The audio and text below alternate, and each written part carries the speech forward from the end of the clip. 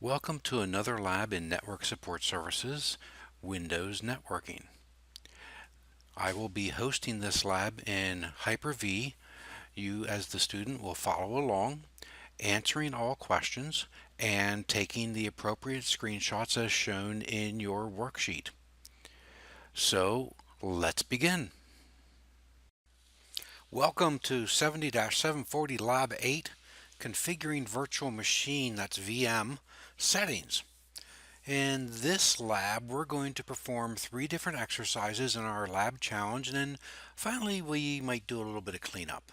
We'll be looking at creating a virtual machine, managing memory and smart paging settings, how you go about importing and exporting VMs, implementing Hyper-V security options, and also taking another look at NUMA. That's the non-uniform memory access. In this lab, we're going to be using our domain controller. It needs to be running because we're in Active Directory, right? And we also will be using Hyper-V from our SV1. So what we've done is, remember in our previous lab where we talked about exposing the virtualization extensions? Well, that's been done for server 1 so that we can actually host Hyper-V in a virtual machine. I've designated it to have 4096 meg or 4 gig of RAM, as you can see. And if we take a look at those settings, you can see that that is dedicated and dynamic memory is turned off. So let's jump into it. Our first exercise is creating a virtual machine. In this exercise, we're going to create a virtual machine simply called VM1. Understand that a virtual machine, a VM, is a self-contained isolated unit that can be easily moved from one physical computer to another. It runs its own operating system and it includes its own virtual hardware configuration. Within our Hyper-V Manager console, we can create virtual machines, we can import VMs, we can export VMs, we can create virtual hard disks. All this to be used by our virtualization platform, or in the case of virtual hard disk, to be used by VMs or by the host PC. So let's access our SVR1. It's right here, and it's already running, and we can see that we've got the Hyper-V role installed and the management tools are installed. In Hyper-V, we're going to simply click New, Virtual Machine. Our wizard starts, and we click Next on the Before You Begin page. Simply just gives us some general settings. We could say don't show it again, but we'll leave it there. We click Next. On the Specify Name and Locations page, we're going to name it VM1. Now, our first question. The first question you need to answer. What is the default storage location for the virtual machine? Well, you can see it's grayed out, but it's there. The answer to question 1 is C:\program data /Microsoft /Windows /hyper-v/. That is the location of the default storage location for the virtual machine. Answer to question 1. We're going to go ahead and click Next. In the Specified Generation page, let's answer our next question. Which generation must be used when you want to deploy a system utilizing a 32-bit operating system? If you want to do a VM that's 32-bit, what do you have to use? Well, we learned this in our lesson, and you can see the description right there on your screen. If you did generation 2, it would require a supported 64-bit guest operating system. Generation 1 supports 32-bit and 64-bit. So our answer to question number 2 is generation 1. I'm going to click Next. On our Assigned Memory page, 1024 meg is already selected. We're going to check to use dynamic memory for this virtual machine. And then we're going to answer our third question before we click Next. If we wanted to implement nested virtualization, what would we have to do? What must be disabled to implement nested virtualization? We just talked about this a few minutes ago. Dynamic memory. The answer to question number 3 is dynamic memory. That's what has to be disabled. Okay, we've got our question answered. We're going to click next. On the configure networking, let's answer our next question. How many network connections are available to choose? Well, nothing's been configured yet. In our network, if I was doing this from my base machine here, I've got a lot of networks. However, we haven't configured any networking. So the answer is none. Question 4, none. Click next. Now on connect a virtual hard disk. What is the default storage location for the virtual disks? Where will they get stored by default if we haven't modified any settings? You can see it right there. C:\users \public \documents \hyper -v \virtual hard disks. Enter that for your answer to question number 5. We're going to change the size to 60 gig and click next. On our install an operating system, we want to install from an ISO. So we're going to select install an operating system from a bootable CD/DVD-ROM. And we're going to select our ISO file. We need to browse to it. And it's on our network share. It's over on our LUN-DC1 software folder. So we're going to type in the path to that. It's right there. There's our ISO. We're going to click open. Yeah, we can mount this from a network share. We're going to click next. On our summary screen, this is your first screenshot. Take a screenshot of the entire screen and paste it into step number 15. We can see that we've named it VM1. It's going to be a generation 1. It's going to have 1024 meg of memory to start. There's no network configured, where we're going to create the hard disk and the name of it, and how we're going to install the operating system. If you've got your screenshot, I'm going to go ahead and click finish. And that completes our first exercise. Let's move on to exercise 2, which is managing VM memory and smart paging. In this exercise, we're going to configure the VM's memory and smart page settings for VM1. When you create a virtual machine, you define startup RAM, which is the amount of memory that a virtual machine will use when the computer boots and represents the minimum amount of physical memory the virtual machine will use. On our VM1 in Hyper-V, we're going to right-click and select Settings. Then we're going to select Memory. And we're going to change that memory from 1024 to 2048. Let's answer question number 6. Question number 6 is, what is the minimum RAM and maximum RAM settings? You can see it there on your screen. Go ahead and enter that in for question number 6. The minimum is 512. The maximum is 1 terabyte or 1048,576. So from 512 megabyte is the minimum and 1048,576 MB is the maximum. We're going to change those settings. We're going to change the minimum RAM setting to 1024. Let's answer our question number 7. What's the memory buffer set to? Well, by default, it's set to 20%. Answer to question number 7 is 20%. Let's go ahead and take a screenshot showing those memory settings. Go ahead, take your screenshot, paste that into step number 5. If you've got your screenshot, let's go ahead and we're going to answer question number 8. And question number 8 deals with smart paging file location. Where are the smart paging files stored?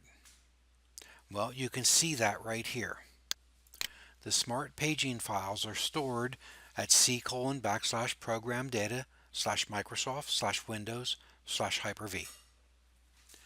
That is the location for the smart paging file. Question number 8. We're going to accept our settings as they are and click OK. We're done with exercise number 2. Let's go into exercise number 3, which is importing and exporting a VM. In this exercise, we're going to export a copy of VM1, and then we're going to create a new virtual machine called VM2 based on that exported virtual machine. As you can see, VMs are easy to create. By leveraging the exporting, importing, and copying functions of Hyper-V, you can significantly reduce the time spent creating duplicate VMs. So let's go ahead and in SRV1, let's go into File Explorer. And we're going to select this PC, and then we're going to select the local disk C. What we're going to do is then we can simply right-click and say we want a new folder. We're going to call that folder back. Well, as you can see, I've already created it, so we can't do that. So I'm going to go ahead, I'm just going to delete that new folder. We've already got it right here. All right, must have done that in a previous exercise. We can close out File Explorer. If you were just doing this, what we're doing is we're giving a location to export our VM to. Now, we're going to go ahead and in Hyper-V Manager, we're going to right-click on VM1 and we're going to select Export. What's the location? Well, our location is going to be that back folder. Right here we are. We're going to go ahead and we're going to select that folder. And we're going to choose Export. So now it is exporting that folder. Let's take a look, see what's there. There it is. We haven't done anything, so there's not much to move, right? If we look at that 60 gig hard drive that we configured, see on disk it's only 4 megabytes because we haven't added anything to it yet. That's why this backup or this export ran so quickly. Now, let's go ahead. We're going to right-click on our server name, SVR1, and we're going to select Import Virtual Machine. We're going to click Next, and it says, hey, what's the folder that contains the virtual machine to import? We're going to click Browse, and where are we going to go? Yep, we're going to go to that back folder. And we're going to select VM1. And we've selected it. We're going to click Next. We can see in our Select Virtual Machine that VM1 is already selected. We're going to go ahead and we're going to click Next. And now, how do we want to bring this in? We're going to select Copy. Remember, this creates a new version. Well, let's answer question 9 before we do anything else. Which option is used when you want to import a VM multiple times? Copy the virtual machine. Your answer for question 9 is copy the virtual machine. We're going to go ahead and we're going to click Next.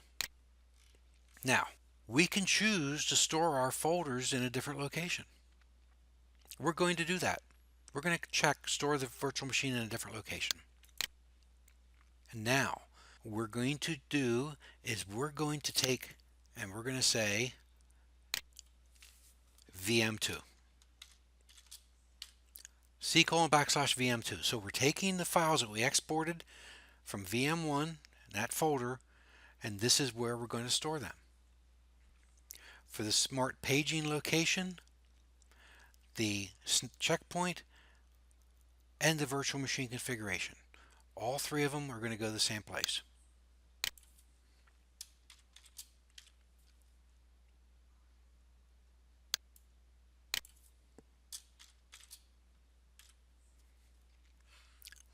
Okay, we've got that typed in. Let's go ahead and we're going to click Next. Choose folders to store.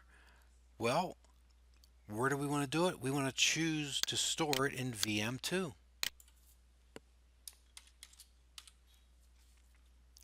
We're going to click Next. Under the completing wizard screen, we're going to click Finish, and we can see it created it. You'll notice it still has the same name, right? Go ahead and take a screenshot of your screen and paste that into step number 16. What we're going to do now is we're going to right click that second VM1 and we're going to rename it. And we're simply going to rename it VM2 and press enter. If we go to settings and take a look at the settings for it, see the hard drive? The hard drive still says VM1. Remember that from our lesson that stays the same, but that virtual hard drive is in the VM2 location, which we've associated with the VM we've renamed to VM2. We're done with our third exercise. Let's go ahead and we're going to move into our fourth exercise, which is implementing Hyper-V security options. In this exercise, we're going to create a new Generation 2 VM, and then we're going to configure the Hyper-V security options for that new VM. Windows Server 2016 includes multiple options that help secure the virtual machines. These options include secure boot, encryption support, and shielding. On our SVR1 Hyper-V Manager, we're going to select New Virtual Machine. We're going to click Next, and we're going to name this VM3. We're going to click Next. We're going to switch this to Generation 2 and click Next. 1024 is already selected. We're going to put a check mark to use dynamic memory. For our networking, we still have not defined any networking. These are standalone machines, so we're going to go ahead and click Next. On the hard drive, we're going to change this one to also be 60 gigabytes. We're going to click Next. For our installation, notice we can't choose a physical DVD anymore, or we can't install from a floppy disk. We can install it later, or we can install from an image file. We're going to select Install from an image file. And here again, we're going to go ahead and we're going to browse to that software folder and select our data center eval. We're going to click Next. On our summary screen for VM3, go ahead and take another screenshot and paste this into step number 11 in your worksheet. If you've got your screenshot, we'll go ahead and we'll click Finish. Our VM's being created. There it is. Let's right-click on our VM and go to Settings. Select the Security node. On the Security page, our Enable Secure Boot is already selected. To select the Trusted Platform module, we need to select the Check Enable Trusted Platform module. If we want to encrypt state and virtual machine migration traffic, we have to select right here. And then finally, to enable shielding, which is additional protection for the VM, we can select that. Now, question number 10. What happens to other security options when you select the Enable Shielding option? Well, they got grayed out. That's your answer. It's that simple. They become grayed out. Answer to question number 10. Now, before we move on, let's go ahead and take our next screenshot and paste that into step number 18. Now that you've got your screenshot, I'm going to go ahead and I'm going to click OK. And our fourth exercise is done. This was all about creating virtual machines. We're not installing operating systems and stuff like that. We're just simply working our way through the settings. Let's do our lab challenge. Our lab challenge is configuring non-uniform memory access, that's NUMA, support. In this exercise, we're going to configure the NUMA support settings based on our current hardware. Non-uniform memory access, NUMA, is a computer system architecture that is used with multiprocessor designs that organize memory into regions. These regions are assigned across latencies based on how these larger system processors and memory are interconnected. For large multiprocessor systems, NUMA organizes memory and processors into groups called NUMA nodes. On our SVR1, we're going to go ahead and we're going to right click, and we can do this. We can say Hyper-V Settings, or we can simply click here on the right under Actions, Hyper-V Settings. We're going to select the NUMA spanning node. What does it say? On the NUMA spanning page, the Allow Virtual Machines to Span Physical NUMA Nodes is already selected.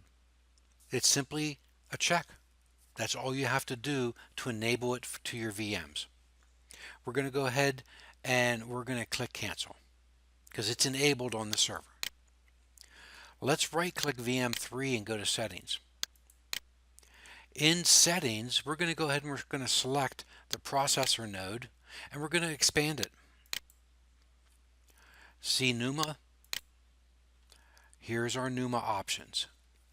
Let's answer question 11. For the NUMA topology, what is the maximum number of processors? Well, what does it say on your screen there? For NUMA topology, what is the maximum number of processors? 4. Your answer for question 11 is 4. And this can vary by operating system. If we were working on a system that didn't have that many processors available, that would be reflected in what we see here. Let's select Use Hardware Topology. You'll notice that these didn't change. This would reset it. If anything had been changed, this would reset it to use the hardware topology of the physical system. We can go ahead and click OK. That was our lab challenge. Just that simple. Let's go ahead and we're going to clean up our system. And what we're going to do is we're going to right click on VM1 and we're going to select Delete. We'll go ahead and select Delete. We're going to do the same thing for both VM2 and VM3. And delete.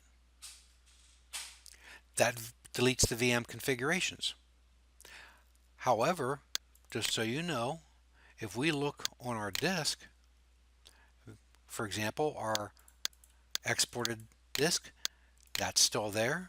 Our VM2 that we created, there's our VM1 hard drive that's located in VM2. So the actual systems did not get deleted.